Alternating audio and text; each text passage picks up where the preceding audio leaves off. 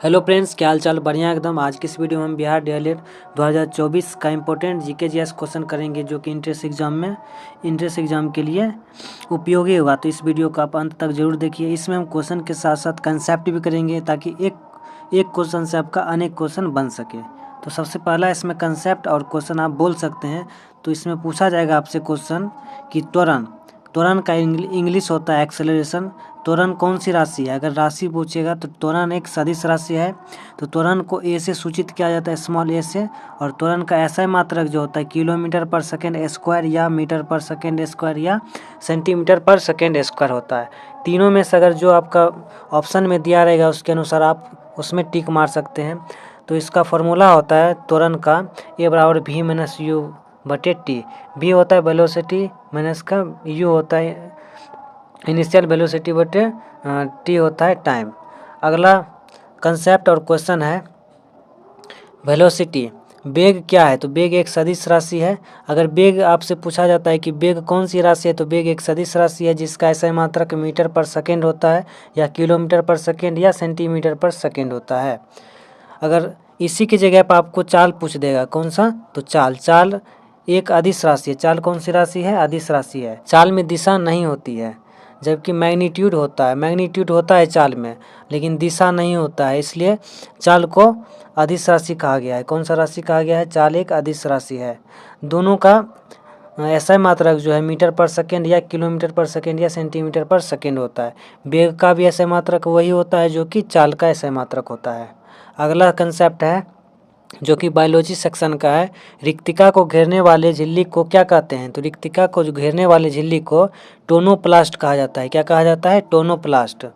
इसी में अलग टाइप का क्वेश्चन आपसे अगर पूछ सकता है कि हृदय की झिल्ली को क्या कहते थे? हृदय की झिल्ली को पेरिकार्डियम बोला जाता है। हृदय की झिल्ली को क्या बोला जाता है? पेरिकार्डियम। इसमें अलग टाइप का क्वेश्चन है जो कि फिर पूछा जाता है, जो कि बायोलॉजी का ही है। फेफड़ा की जो झिल्ली होता है, या फेफड़ा को जो घेरा रहता है, वह प्लूरल मेम्ब्रेन होता है। कौन सा घेरा रहता है? तो प्लूरल मेम्ब्रेन। नेक्स्ट टाइप का क्वेश्चन है, आपसे पूछेगा कि विद्युत धारा का फॉर्मूला क्या होता है? विद्युत धारा मतलब आई। तो आई का फॉर्मूला होता है P/V। P जहाँ पे पावर होता है, पावर मतलब शक्ति, और V मतलब वोल्ट। अगला क्वेश्चन आपसे अगर पूछा जाता है कि सल्फ्यूरस अम्ल, इसमें बहुत सारे स्टूडेंट कंफ्यूज हो जाता है कि सल्फ्यूरिक अम्ल सोच लेता है। सल्फ्यूरस अम्ल और सल्फ्यूरिक अम्ल दोनों अलग अलग केमिकल है। अगर सल्फ्यूरस अम्ल पूछेगा, कौन सा अम्ल? सल्फ्यूरस अम्ल का रासायनिक सूत्र। तो सल्फ्यूरस अम्ल का रासायनिक सूत्र होता है H2SO3। सल्फ्यूरस अम्ल यहाँ पे पूछ रहा है, तो जिसका रासायनिक सूत्र हो जाता है H2SO3। जबकि सल्फ्यूरिक अम्ल अगर आपसे पूछेगा तो H2SO4 हो जाता है। जिस टाइप का अगर आपसे क्वेश्चन पूछा जाएगा तो उस टाइप से आप जवाब दे सकते हैं। अगला टाइप का क्वेश्चन है, पृथ्वी के वायुमंडल में ऑक्सीजन गैस की मात्रा कितनी है? तो पृथ्वी की वायुमंडल की बात है, तो पृथ्वी के वायुमंडल में ऑक्सीजन गैस की मात्रा 21% है, जबकि वायुमंडल में नाइट्रोजन गैस 78% पाया जाता है, ऑक्सीजन 21%। कार्बन डाइऑक्साइड जिसको CO2 बोला जाता है, अगर पूछा जाता है तो आपसे 0.03% होता है, जबकि आर्गन गैस 0.93% वायुमंडल में उपस्थित होता है। अगला टाइप का आपसे क्वेश्चन पूछा जाता है कि श्वसन जड़ें कौन सी जड़ें होती हैं? तो श्वसन जड़ें जो होता है न्यूमेटोफोरस को कहा जाता है। श्वसन जड़ें किसको कहा जाता है? न्यूमेटोफोरस। तो न्यूमेटोफोरस से क्या होता है? इससे ऑक्सीजन गैस निकलती है। ऑक्सीजन जो गैस पेड़ पौधा छोड़ता है, तो यही न्यूमेटोफोरस से छोड़ता है। इस न्यूमेटोफोरस को इस श्वसन जड़ें के अलावा इसको भूमिगत जड़ भी कहा जाता है। न्यूमेटोफोरस को श्वसन जड़ के अलावा भूमिगत जड़ भी कहा जाता है। अगला क्वेश्चन है, और क्वेश्चन के साथ इसमें कंसेप्ट भी है, ताकि आपका क्वेश्चन नहीं छूटे इंट्रेंस एग्जाम, और आपका डीएलएड में अच्छा रैंक आ जाएगा। इस साल डीएलएड का मतलब जितना होगा, स्टूडेंट बहुत सारे भरेंगे, इसमें कट ऑफ भी हाई होने वाला है। तो आप तैयारी इस तरह से कीजिए कि मतलब कम समय में इस तरह से तैयारी कर लीजिएगा आपका डीएलएड एग्ज़ाम निकल जाए। तो उसके लिए हम इम्पोर्टेंट जो क्वेश्चन है, जो कि ऑब्जेक्टिव के साथ साथ कंसेप्ट के साथ आएगा आपको, और अच्छा आपका रिजल्ट दिलवा देगा। R त्रिज्या वाले पृथ्वी के केंद्र पर किसी वस्तु का वजन बोल रहा है। तो किसी वस्तु का वजन कहाँ पे कैसा क्या होगा, तो उसके बारे में हम यहाँ पे कुछ जान लेते हैं। तो पृथ्वी के केंद्र पर अगर वस्तु का वजन बोलेगा तो वह 0 होता है। केंद्र पर जब पूछेगा तो किसी वस्तु का वजन तो 0 होता है, जबकि ध्रुव पर वस्तु का वजन अधिक होता है और जब विषुवत रेखा पे आ जाता है तो उसका किसी भी वस्तु का वजन कम हो जाता है, क्योंकि वस्तु का वजन जो होता है वह होता है m गुना जी। जी को बोला जाता है ग्रेविटेशनल, गुरुत्वीय त्वरण। अगर मास अगर कम है तो मास पे डिपेंड नहीं करेगा, जबकि अगर गुरुत्वीय त्वरण किसी भी वस्तु पर नीचे की ओर लगता है तो डिपेंड करता है वो किस जगह पे है। अगला क्वेश्चन है, प्रति सेकेंड पृथ्वी की सतह से प्रति वर्ग मीटर ग्रहण किए गए सौर ऊर्जा का मान क्या होगा? तो सौर ऊर्जा का जो मान होता है 1.36 किलो जूल पर सेकेंड। इसमें हम कुछ कंसेप्ट देख लेते हैं ताकि अगर आपसे अलग टाइप का क्वेश्चन पूछ ले तो आप उसमें फंसिएगा नहीं। तो किस टाइप का क्वेश्चन पूछा जाएगा? अगर आपसे पूछता है कि सौर ऊर्जा मतलब सूर्य जो है उसका बाह्य तापमान कितना है, तो सौर ऊर्जा का मतलब सूर्य का बाह्य तापमान जो है 6000 डिग्री सेल्सियस, जबकि आंतरिक तापमान और केंद्र का तापमान दोनों सेम है, लगभग 1.5 करोड़ डिग्री सेंटीग्रेड होता है। अगला क्वेश्चन है, सूर्य के धब्बा, सूर्य में जो धब्बा आपको दिखता होगा उसका तापमान कितना होता है? तो सूर्य के धब्बा का तापमान 1500 डिग्री सेंटीग्रेड होता है।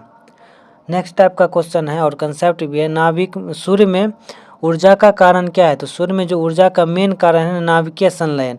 इस नाभिकीय संलयन में मेन रूप से कौन कौन सा गैस सम्मिलित होता है या भाग लेता है? तो सूर्य में मुख्य रूप से कौन सा गैस होता है? तो सबसे ज़्यादा जो होता है 71% हाइड्रोजन गैस होता है, जबकि 26.5% हीलियम गैस होता है। इसी दोनों के संलयन से, नाभिकीय संलयन से ऊर्जा उत्पन्न होता है और पृथ्वी पर बहुत ऊर्जा आपको मिल पाता है।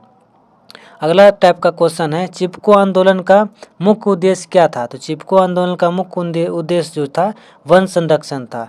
तो इसमें क्या होता था कि ठेकेदार द्वारा वन को बहुत काटा जाता था, जिससे जितना भी वायुमंडल में जीव जंतु रहते हैं सब उससे परेशान होता है। तो इसका जो चिपको आंदोलन का जो नेता था वह सुंदरलाल बहुगुणा था। तो चिपको आंदोलन कब शुरू हुआ था? तो चिपको आंदोलन 1973 ईस्वी में स्थान उत्तराखंड के चमोली नामक जगह से प्रारंभ हुआ था। यह बहुत ही सही चिपको आंदोलन का उद्देश्य बहुत वन का संरक्षण करना था, जो कि बहुत ही सही हुआ और यह होना भी चाहिए। तो आवश्यक से ज़्यादा किसी भी वन का कटाई ज़रूरी नहीं है, जितना ज़रूरी है उतना ही काटना चाहिए। अगर आवश्यक से किसी भी चीज़ का हानि होता है तो उससे आम जनता का भी बहुत बड़ा हानि होता है। तो मनुष्य व्यक्ति जो भी हो इसी पे डिपेंड होता है। अगला क्वेश्चन है, सबसे अधिक सक्रिय धातु कौन सी है? तो सबसे अधिक सक्रिय धातु, हम इसमें सीरीज के बारे में बात करेंगे। अगर आपको सीरीज याद हो जाएगा तो अगर ऑप्शन में नहीं मिलेगा तो उसके बाद भी आप मार सकते हैं। तो सबसे पहला जो है सक्रिय धातु सीजियम है, उसके बाद फ्रांसियम, उसके बाद रुबिडियम, उसके बाद पोटेशियम, उसके बाद सोडियम है। अगर ऑप्शन में सीजियम नहीं तो आप फ्रांसियम मार सकते हैं, फ्रांसियम नहीं रहेगा तो रुबिडियम। अगर पोटेशियम भी रहेगा और रुबिडियम रहेगा तो आपको रुबिडियम मारना पड़ेगा, और ये दोनों ऑप्शन नहीं रहेगा तो आप उस समय सोच सकते हैं। तो अगला क्वेश्चन है, सबसे कम सक्रिय धातु। तो इसमें भी हम आपको बता देते, तो सबसे कम सक्रिय धातु जो है सोना, जिसका संकेत होता है Au, और दूसरा नंबर में है चांदी, जिसका संकेत होता है Ag। अगला टाइप का क्वेश्चन और कंसेप्ट है कि सबसे पहले औद्योगिक क्रांति का प्रारंभ कहाँ हुआ था? तो सबसे पहले औद्योगिक क्रांति का प्रारंभ जो हुआ था इंग्लैंड में हुआ था। कहाँ पे हुआ था? इंग्लैंड में।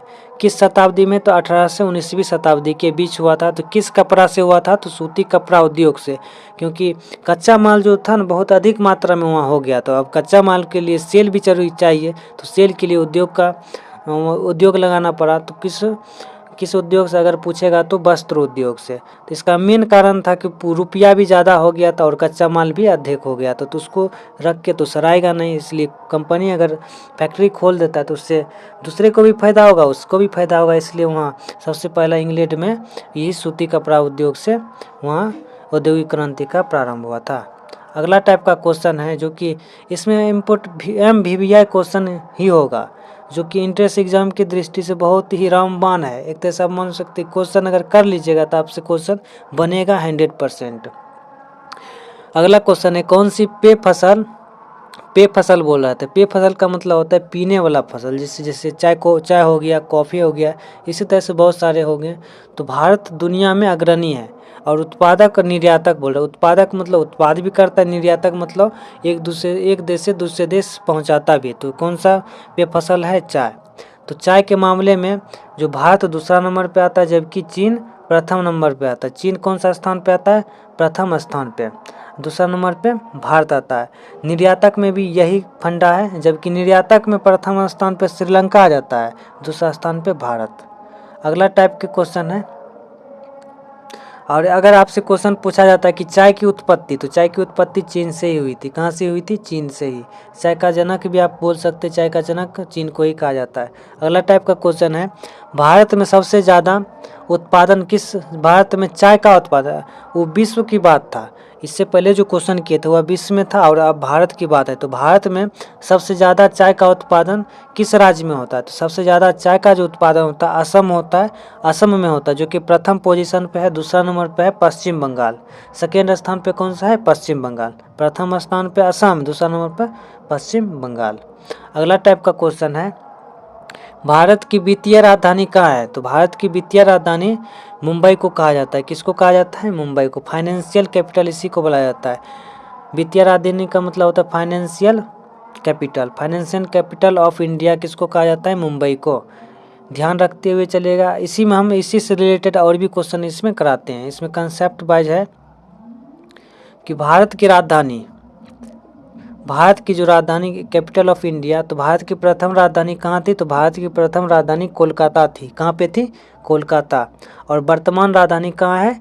न्यू दिल्ली। भारत की वर्तमान राजधानी कहाँ है? न्यू दिल्ली। और जो सबसे प्रथम राजधानी थी वह कोलकाता था। कहाँ पे था? कोलकाता में।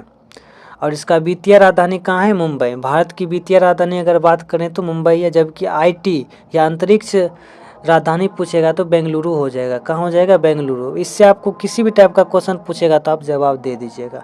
इसलिए न बोलते हैं कि रामबाण वीडियो है, तो इस वीडियो को देख लीजिएगा तो आपका 20 से 25 मैक्सिमम, मतलब अगर नहीं हो तो 10 से 20 आपका ऑब्जेक्टिव ज़रूर बनेगा एंट्रेंस एग्जाम में। तो इस वीडियो को ज़रूर देखिए। अगला टाइप का क्वेश्चन है, मुंबई मतलब महाराष्ट्र का जीडीपी का फुल फॉर्म अगर आपसे पूछता है तो इसका फुल फॉर्म होता है ग्रॉस डोमेस्टिक प्रोडक्ट, जिसका हिंदी होता है सकल घरेलू उत्पाद। जो कि मुंबई का GDP 400 billion dollar, 400 billion dollar, जो कि भारत में सबसे ज़्यादा जीडीपी वाला अमीर राष्ट्र है। तो भारत का सबसे अमीर राष्ट्र कौन सा है? मुंबई ही हो जाएगा। इसलिए इसको फाइनेंशियल कैपिटल कहा जाता है। अगला है अर्थशास्त्र में। अभी अर्थशास्त्र में कुछ इम्पोर्टेंट फुल फॉर्म भी जान लेंगे। सम इम्पोर्टेंट फुल फॉर्म है, जो कि बीआर का फुल फॉर्म होता है बैंक रेट, जबकि आरआर का फुल फॉर्म होता है रेपो रेट, और ट्रिपल आर का फुल फॉर्म होता है रिजर्व रेपो रेट। तो आप इस सबको ध्यान से देखिएगा। अगर आपसे एग्जाम में जिस टाइप का पूछेगा उस टाइप का आप जवाब दे पाइएगा। तो सीआरआर का फुल फॉर्म होता है कैश रिजर्व रेशियो, और एससीआर का फुल फॉर्म होता है स्टैट्यूटरी लिक्विडिटी रेशियो। अगला आपसे अगर क्वेश्चन पूछा जाता है तो वही है जो इससे पहले हम क्वेश्चन कर लिए थे कि अर्थशास्त्र में सीआरआर का फुल फॉर्म क्या है? तो कैश रिजर्व रेशियो। कौन सा? तो कैश रिजर्व रेशियो। तो आप ध्यान में रखिएगा, आपसे जो पूछा जाएगा आप उसका जवाब ज़रूर दे पाइएगा। अगला टाइप का क्वेश्चन है कि मौलिक कर्तव्य कौन सा है? तो मौलिक कर्तव्य जो है कि सार्वजनिक संपत्ति का रक्षा करना और हिंसा से दूर रहना, यही है मौलिक कर्तव्य। अगला टाइप का जो मौलिक कर्तव्य का क्या क्या होता है और कि इसके बारे में हम यहाँ पे जानकारी आप देख सकते हैं और आपको याद भी रखना होगा। तो मौलिक कर्तव्य जो था, मौलिक कर्तव्य की संख्या पहले 10 थी, जो कि वर्तमान में 11 हो गया है। तो इसमें बोलता है कि मौलिक कर्तव्य बोलता है कि सोवियत संघ रूस से लिया गया। सोवियत संघ मौलिक कर्तव्य कहाँ से लिया गया था? तो रूस से लिया गया था। तो इसका समिति जो था सवर्ण सिंह समिति, किस समिति से? तो सवर्ण सिंह समिति। और किस संशोधन में? तो 42वें 1976 के संशोधन में। और इसके बारे में व्याख्या किस अनुच्छेद में है? तो अनुच्छेद 51 के क में इसके बारे में बताया गया मौलिक कर्तव्य के बारे में। और भाग 4 के क के अंतर्गत आता है। मौलिक कर्तव्य किस में आता है? भाग 4 के क में, जो कि अनुच्छेद 51 के क आता है। अगला टाइप का क्वेश्चन है, भारतीय चिकित्सा अनुसंधान परिषद का संक्षेप। भारतीय चिकित्सा अनुसंधान परिषद का संक्षेप क्या होता है? जिसको शॉर्ट में ICMR बोला जाता है। इसका फुल फॉर्म होता है Indian council of medical research. Indian council of medical research, जिसकी स्थापना ICMR की स्थापना 1911 में ईस्वी हुई थी, जिसका नामांकन 1949 में किया गया था। इसका मुख्यालय ICMR मतलब Indian council of medical research के मुख्यालय जो है नई दिल्ली में है। कहाँ पे है, नई दिल्ली में। आप इस तरह से याद रख सकते हैं। अगला टाइप का क्वेश्चन है कि 2023 में किसने पद्म विभूषण पुरस्कार जीता था। तो पद्म विभूषण पुरस्कार जो था जाकिर हुसैन जी जीते थे, मुलायम सिंह जीते थे, उसके बाद SM कृष्णा जी जीते थे। तो पद्म विभूषण पुरस्कार का थोड़ा सा ब्यौरा आपको दे देते हैं जो कि आपको याद भी रखना होगा। पद्म विभूषण पुरस्कार जो है भारत का सबसे बड़ा दूसरा पुरस्कार है, भारत का दूसरा सबसे बड़ा पुरस्कार है। इसकी शुरुआत 1954 ईस्वी में हुई थी। सबसे पहले होमी जहांगीर, भाभा शांति और स्वरूप जी को दिया गया था। तो इस सब आप नाम याद रख सकते हैं ताकि आप अगर पहला पूछेगा तो आप सबका जवाब दे सकते हैं। अगला टाइप का क्वेश्चन आपसे पूछा जाएगा तो आप याद रखिएगा कि लोक नृत्य लंबाडी, लोक नृत्य क्या है, लंबाडी किस भारतीय राज्य से संबंधित है। तो लोक नृत्य जो है लंबाडी कर्नाटक राज्य से संबंधित है। तो कर्नाटक में जो मेन लोक नृत्य होता है वह यक्षगान भी होता है, कुनीता भी होता है और करगा भी होता है। और कुछ लोक नृत्य देख लेते जो अदर स्टेट का है, अगर पूछ देता है तो उसको भी याद रखना पड़ेगा। असम, तो असम का लोक नृत्य है बिहू, बिछुआ, खली गोपाल, कली गोपाल। बिहू, बिछुआ, खली गोपाल, कली गोपाल। असम का अगर पूछेगा तो इसका आपको याद रखना पड़ेगा बिहू, बिछुआ, खली गोपाल, कली गोपाल। और बिहार का अगर पूछेगा तो विदेशिया, डोमकच, झिझिया और लौंडा नाच आप याद रख सकते हैं। बिहार का यह लोक नृत्य है। अगर आंध्र प्रदेश आपसे पूछा था तो इसका हो जाएगा घंटा मर्दाला। घंटा मर्दाला कहाँ का लोक नृत्य है, तो आंध्र प्रदेश का आप याद रखिएगा। अगर आपसे अगला टाइप का क्वेश्चन पूछा जाता है कि 1913 ईस्वी में दादा साहेब फाल्के द्वारा निर्देशित फिल्म राजा हरिश्चंद्र को डैश की पहली फुल लेंथ फिल्म माना था। तो भारत का तो सबसे पहला फिल्म यही आया था जो कि चलचित्र था, इसमें बोला नहीं जाता, अवाक फिल्म इसको आप बोल सकते हैं। तो इसके बारे में इंपॉर्टेंट कुछ पॉइंट देख लेते हैं। तो राजा हरिश्चंद्र फिल्म जो कि 1911 ईस्वी में बनी, 1912 ईस्वी में बनी थी, लेकिन चला था कब, तो 1913 ईस्वी में। इसका डायरेक्टर जो थे दादा साहेब फाल्के थे। यह प्रथम मूक अबोलती या असवाक फिल्म थी, मतलब इसमें बोलना कुछ नहीं था, ऐसा फिल्म बना गया था, अवाक फिल्म। अगला क्वेश्चन है कि मैसूर दशहरा महोत्सव कर्नाटक में कितने दिन। तो मैसूर दशहरा महोत्सव चाहे कहीं भी हो तो वह 10 दिनों का ही होता है। तो दशहरा 10 दिन का होता है। तो प्रचलित देश, सबसे पहला दशहरा कहाँ पे हुआ था, तो नेपाल में हुआ था। और प्रचलित भारतीय राज्य अगर पूछेगा तो पश्चिम बंगाल में सबसे ज़्यादा प्रचलित है दशहरा। अगला टाइप का क्वेश्चन आपसे पूछा जाता है कि भारत में पहला सीमेंट संयंत्र किस वर्ष स्थापित किया गया। तो पहला सीमेंट संयंत्र मतलब सीमेंट फैक्ट्री जो 1904 ईस्वी में स्थापित किया गया था। तो सीमेंट फैक्ट्री के बारे में कुछ इंपॉर्टेंट पॉइंट है जो आपको याद रखना होगा। सीमेंट कारखाना की स्थापना 1904 ईस्वी में हुआ था। सबसे पहले किस जगह पे हुआ था, तो पोरबंदर गुजरात में हुआ था। कहाँ पे हुआ था, पोरबंदर गुजरात में। और जबकि सीमेंट का उत्पादन 1904 ईस्वी में चेन्नई तमिलनाडु में शुरू हुआ था, आप याद रख सकते हैं। अगला टाइप का क्वेश्चन है लौह कारखाना। तो लौह कारखाना जो है 1874 ईस्वी में इसकी स्थापना हुआ था। कहाँ पे हुआ था, तो कुल्टी में, जो कि पश्चिम बंगाल राज्य में आता है। और सूती वस्त्र उद्योग 1818 ईस्वी में मुंबई में स्थापना किया गया था। कुछ चट्टानों का कायांतरित रूप है जो कि आपको याद रखना है। तो इससे भी क्वेश्चन पूछा जाता है कि शैल जो चट्टान है इसका मतलब कायांतरित रूप क्या है। तो शैल से आप स्लेट याद रख सकते हैं, शैल से स्लेट, ग्रेनाइट से निस, ग्रेनाइट से निस या नाइस, बैसाल्ट से cyst, basalt cyst, basalt cyst याद रख सकते हैं। चूना पत्थर को संगमरमर बोला जाता है जो कि आपको याद भी होगा। आपको जो याद नहीं है उसको याद करा देते हैं आपको। बैसाल्ट का सिस्ट, ग्रेनाइट का निस, शैल का स्लेट, चूना पत्थर का संगमरमर, जबकि बलुआ पत्थर का क्वार्टजाइट। इसे अग्नेय चट्टान भी कहा जाता है। ग्रेनाइट को अग्नेय चट्टान भी कहा जाता है। आप ध्यान में रखिएगा, अगर इस टाइप का क्वेश्चन पूछेगा तो आप जवाब जरूर दे पाइएगा। अगला टाइप का क्वेश्चन है केंद्र सरकार की दूसरी जनसंख्या नीति, राष्ट्रीय जनसंख्या नीति NPP भारत में किस वर्ष बनाई गई थी। तो 2000 ईस्वी में बनाई गई थी। तो NPP का फुल फॉर्म हम जान लेते हैं। इसका फुल फॉर्म होता है नेशनल पॉपुलेशन पॉलिसी, जो कि इसकी प्रथम स्थापना हुआ था 1976, मतलब पहली बारी जो बना था 1976 ईस्वी में, जबकि दूसरी बार 2000 ईस्वी में बना था। तो आप इस तरह से याद रख सकते हैं। और इसमें जनगणना के बारे में हम जान लेते हैं। तो जनगणना जो होता है, प्रथम जनगणना 1872 ईस्वी में लॉर्ड मेचो ने करवाया था, जो कि प्रथम नियमित जनगणना 10 वर्षीय जनगणना हुआ था। कब से? तो 1881 ईस्वी से लॉर्ड रिपन के द्वारा प्रथम नियमित मतलब नियमित जनगणना 10 वर्ष के लिए होने लगा था।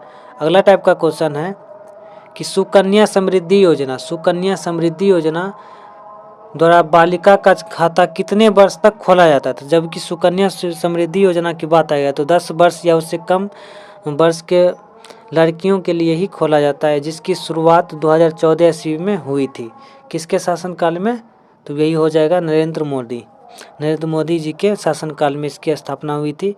और 9 नवंबर को भारत के किस राज्य का स्थापना दिवस मनाया जाता है? तो 9 नवंबर को उत्तराखंड राज्य का स्थापना दिवस मनाया जाता है। तो उत्तराखंड राज्य कब बना था? तो 9 नवंबर 2000 ईस्वी को उत्तराखंड की स्थापना हुई थी। उत्तराखंड उत्तर प्रदेश से अलग हुआ था। उत्तराखंड का पुराना नाम अगर आपसे पूछा जाता है तो उत्तराखंड का पुराना नाम उत्तरांचल था, जो कि 1 जनवरी 2007 ईस्वी को इसका नाम उत्तराखंड रखा गया था। तो उत्तराखंड का नाम 1 जनवरी 2007 ईस्वी को इसका उत्तराखंड नाम रखा गया था। इसमें कुछ इम्पोर्टेंट पॉइंट जान लेते हैं। छत्तीसगढ़ जो था, छत्तीसगढ़ जो है, जो कि मध्य प्रदेश से अलग हुआ था। कब हुआ था? तो 1 नवंबर 2000 ईस्वी को। उत्तराखंड यूपी से अलग हुआ था 9 नवंबर 2000 ईस्वी को। जबकि झारखंड जो है 15 नवंबर 2000 ईस्वी को बिहार से अलग हुआ था, जो कि सब 2000 ईस्वी में ही अलग हुआ था। अगला टाइप का क्वेश्चन है जो कि इम्पोर्टेंट क्वेश्चन भी है। ड्यूरालुमीन एल्युमिनियम और डैश का मिश्र धातु है। तो ड्यूरालुमीन जो तांबा का मिश्र धातु है। ड्यूरालुमीन का उपयोग जो होता है बहुत ही अच्छे पदार्थों में किया जाता है। नया इन्वेशन में, जैसे हेलीकॉप्टर हो गया या एरोप्लेन हो गया, तो ड्यूरालुमीन का उपयोग सबसे ज़्यादा मजबूत। और ड्यूरालुमीन पहले जानेंगे कि ड्यूरालुमीन जो होता है वह सबसे ज़्यादा मजबूत और हल्का होता है, जिसके कारण इसका उपयोग वायुयान बनाने में किया जाता है। या इसका जो मिश्र धातु होता है एल्युमिनियम, तांबा और मैग्नीज का तथा मैग्नीशियम का बना होता है, जो कि बहुत ही लाभदायक होता है। अगर इस सब नहीं रहता है तो आज एरोप्लेन शायद से और भी कुछ तब दिमाग लगाना पड़ता है। अगला टाइप का क्वेश्चन है कि भारतीय संविधान का कौन सा अनुच्छेद राज्यपाल की शक्ति से संबंधित है? राज्यपाल की शक्ति बोलेगा, अनुच्छेद की बात है। अगर अनुसूची बोलेगा तो अनुसूची अगर बोलेगा तो अनुसूची 7 हो जाएगा, जबकि अनुच्छेद 161 हो जाएगा। इसमें इम्पोर्टेंट हम कुछ कर लेते हैं। तो इसमें जो होता है समाधान की शक्ति होता है। तो समाधान सिर्फ राष्ट्रपति कर सकते हैं और राज्यपाल कर सकते हैं। राष्ट्रपति अनुच्छेद 72 के तहत, जबकि राज्यपाल 161 के तहत। इसमें फांसी की सज़ा सिर्फ और सिर्फ राष्ट्रपति ही माफ़ कर सकते हैं, राज्यपाल नहीं कर सकते। यह आपको याद रखना होगा। अगला टाइप का क्वेश्चन है कि अध्यादेश कौन पारित करता है? तो अध्यादेश जो राष्ट्रपति भी पारित कर सकता है और राज्यपाल भी। तो किस अनुच्छेद के? तो राष्ट्रपति अनुच्छेद 123, जबकि अनुच्छेद 213 के द्वारा राज्यपाल अध्यादेश को लागू कर सकते हैं। अगला टाइप का क्वेश्चन है और सबसे इम्पोर्टेंट क्वेश्चन है यह, जो कि इंट्रेंस एग्जाम में पूछा ही जाएगा। आप इसे मान के चलिएगा। अगर आप वीडियो स्किप कर देते हैं तो आप इंट्रेंस एग्जाम नहीं निकाल पाइएगा। तो वीडियो अंत तक तो ज़रूर देखिए। और क्वेश्चन जो है कि सबसे पुराना वेद पूछ रहा है। तो सबसे पुराना जो वेद है ऋग्वेद है। अब वेद के बारे में कुछ इंपॉर्टेंट पॉइंट जान लेते हैं। अगर वेद से रिलेटेड क्वेश्चन कोई भी पूछेगा तो आप उसका जवाब दे पाइएगा। तो वेद का अर्थ होता है ज्ञान, विचार या सत्ता एवं लाभ। तो वेद की संख्या टोटल 4 होती है। वेद की संख्या कितनी है? 4। तो वेद किस भाषा में लिखा गया था? तो वेद संस्कृत भाषा में लिखा गया था, जिसकी रचनाकार महर्षि वेद व्यास जी थे। सबसे पुराना या प्राचीन वेद पूछेगा तो आपका हो जाएगा ऋग्वेद। सबसे पुराना वेद अगर पूछेगा तो ऋग्वेद। और अगर संगीत वेद पूछेगा तो सामवेद। 100 से संगीत, 100 से सामवेद आपको याद रखना पड़ेगा। और सबसे नया वेद अगर पूछेगा तो अथर्ववेद अथर्ववेद जो है सबसे नया वेद है। तो इसका आप इस तरह से याद रख सकते हैं। जबकि गद्य पद जो वेद है यजुर्वेद, उसको गद्य पद वेद बोला जाता है।